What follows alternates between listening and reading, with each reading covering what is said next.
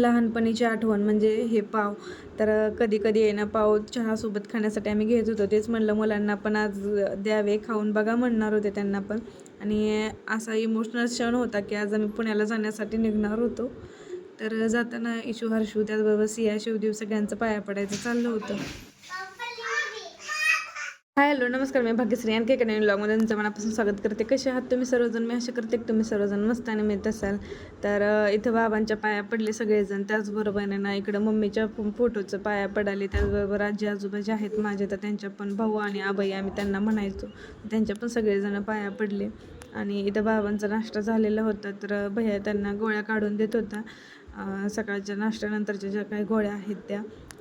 तर अशा पद्धतीने ना निघण्याची गडबड आमची चालू होती. तिकडं प्रतीक्षा पण आहे ना टिफिन पॅक करत होती की जो की आम्हाला घेऊन जायचा होता. आणि सगळेच येणार होते म्हणजे भैया, प्रतीक्षा, पोरं सोडायला आम्हाला पुण्यापर्यंत. हां चल. बोलच येते का?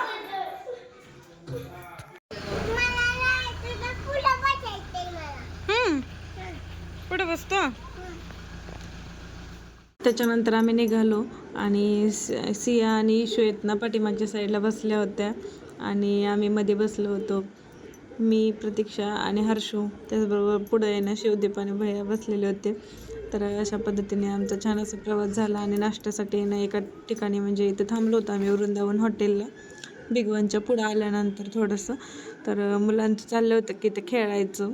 नाश्त्यासाठी म्हणजे डोसा मागवला होता, तर तो येईपर्यंत ना मुलं इथं खेळायचं चाललं होतं त्यांचं. आता आलोय आम्ही नाश्त्यासाठी थांबलोय.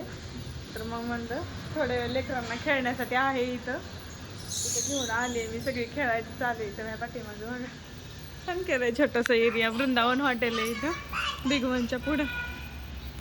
छोटासा एरिया केलाय प्ले एरिया म्हणून.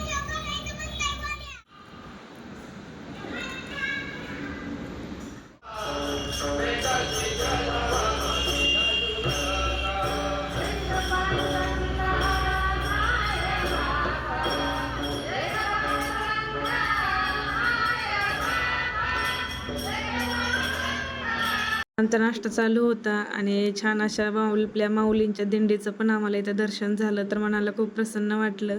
काहीतरी पॉझिटिव्ह संकेतच होता तो पण. आणि त्याचबरोबर आहे ना इथं नाश्ता झाल्यानंतर पण परत पोरं येऊन आहे ना खेळतच होती इथं.